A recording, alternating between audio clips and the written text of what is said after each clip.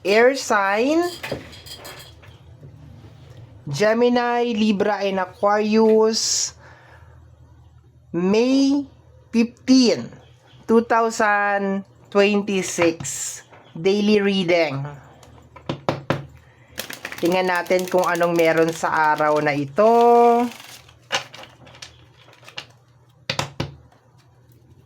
Salamat po sa walang sawang suporta. Maraming salamat po talaga sa mga nagsusupport hanggang ngayon. Thank you so much po. Ayan. So, let's go tayo. And kung meron kayong mga naririnig na ingay sa background, please just kindly ignore it, my dear. Okay. So, tingnan natin kung anong meron ngayong araw na to. May 15, 2026. Tingnan natin. Ace of Pentacles. Ace of Pentacles.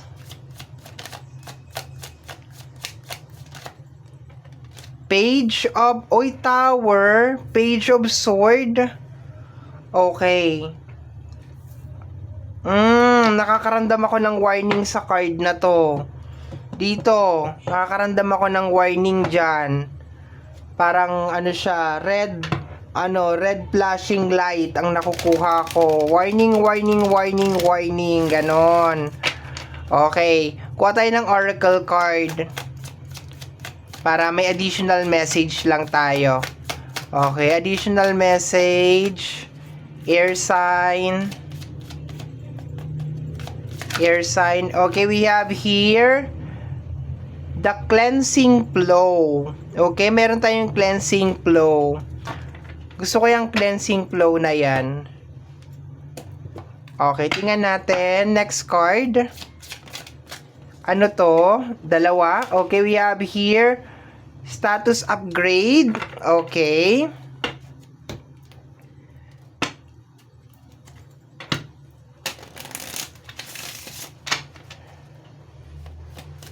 Next card is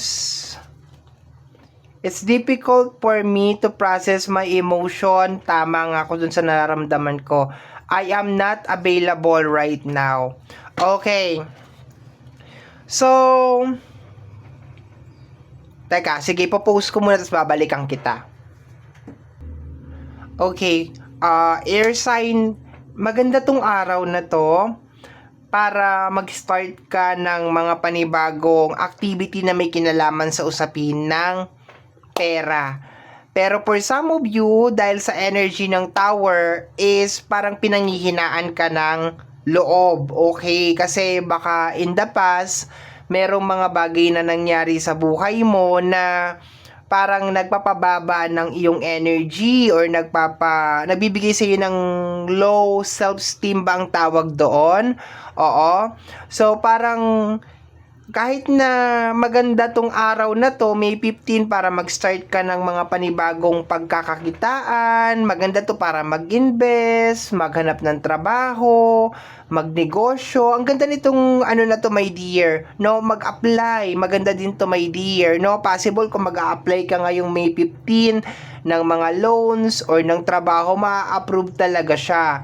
Pero may tower kasi. So, posibleng baka may mga nangyari talaga sa iyo sa nakaraan na parang nagdudulot ng trauma or ng parang hesitation. Kunyari, nagtrabaho ka noon tapos hindi na maganda yung hindi. Kung meron ka ring mga nararamdaman, okay, sa katawan mo, possible din na maging factor yon ngayong May 15, okay? Unahin ko lang muna to. Kung meron ka mga nararamdaman sa katawan mo, for example, may masakit sa ganito mo, sa ganyan, possible yun yung maging dahilan kung bakit hindi mo to i-push, no? Kasi may nakukuha ako na ganun na energy na possible na parang meron kang mga reason, okay? Hindi ko man sinasabing hindi valid yung reason na yun, pero sayang kasi, 'di ba? Dapat habang nabubuhay tayo, laban lang ng laban kahit hindi alam mo yun, may mga bagay talaga minsan na parang nakakadismaya. Okay, may mga bagay na nakakadismaya and lahat tayo nakaka-experience ng ganun, my dear.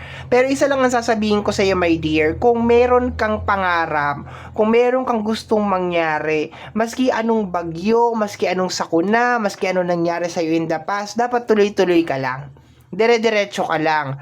So, meron ka ditong energy ng page. Pag-aralan mo yung mga pumapasok sa isip mo, my dear, sa araw na ito. Kasi, baka yan yung maging dahilan para hindi ka makapag status upgrade.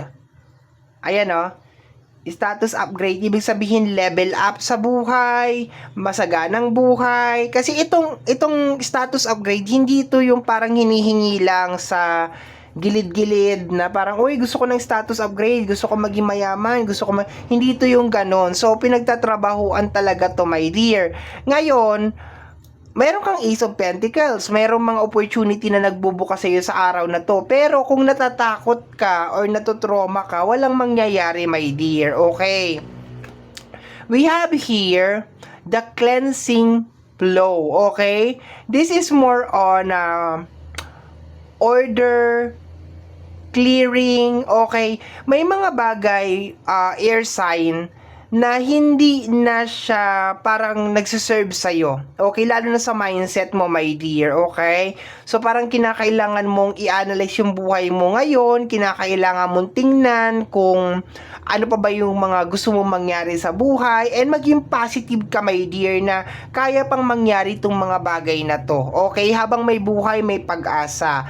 Yun lang, uulit-ulitin ko lang talaga, my dear. Minsan, may mga bagay na nangyayari sa buhay natin na hindi natin nagugustuhan. And then, nagkakaroon ng pressure or nagkakaroon ng trauma o kung ano may nangyayari. Pero, tuloy lang, my dear. Tuloy-tuloy lang, my dear, sa sa buhay. Okay, dire-diretso lang.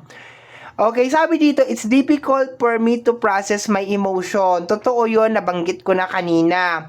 I am not available right now. Parang inaalok ka, parang sinasabi, air sign, eto opportunity. Sasabihin mo, ay ayoko eh. Parang nagre-reject kayo na nakukuha ko dito, my dear. So, I just hope, my dear, na basta may kinalaman sa ikakaunlad mo, sa upgrade ng buhay mo, i-grab mo lang. No, although sabihin natin nakakapagod, nakakatrauma, kung ano man yung dahilan mo, my dear, or kung meron ka man nararamdaman sa katawan mo, like, hindi nakagaya noon yung katawan mo, meron ka nang iniinda ngayon, pero kung sa tingin mo naman, kaya mo, gawin mo, or ang pinakamaganda dito, my dear, na sabihin, is more on parang subukan mo. Ngayon, kung hindi mo naman kaya, pwede ka namang mag-back out anytime. 'Di ba? At least sinubukan mo. Yun ang pinakamaganda dun, my dear. So, yun ang siguro masasabi ko sa iyo ngayon, air sign, na at least subukan mo. I-try mo, my dear, itong mga opportunities. And isang tabi mo muna yung mga trauma, yung takot, yung mga doubt, yung mga fears, kung ano man yung mga nangyayari sa iyo, my dear. Okay? So, sana ma-embrace mo tong mga opportunities na ino-offer sa iyo, my dear. Sa iyo, ano daw? Sana ma-embrace mo itong mga opportunities na ino-offer sa iyo sa araw na ito. Okay? So, my dear air sign, maraming salamat po sa patuloy na pagsubaybay, sa patuloy na panonood. Ito po yung nasagap natin na energy para sa yung May 15, 2026. Maraming salamat po. Thank you. Bye-bye.